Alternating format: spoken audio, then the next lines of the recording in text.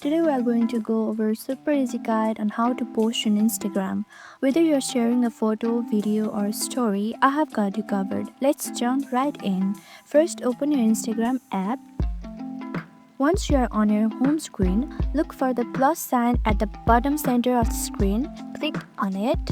From here, you can select the photo or video you wanna post and click on next. After selecting your photo or video, you can now edit it. Instagram offers a range of filters you can apply. From here, you can apply any filters you want, like this.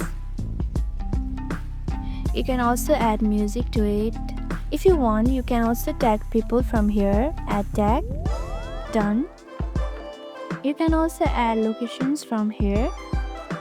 When you are ready, just tap on share button. And that's it, you have just posted on Instagram. It's a super simple process. If you found this video helpful, don't forget to give it a thumbs up, leave a comment and subscribe for more Instagram tips.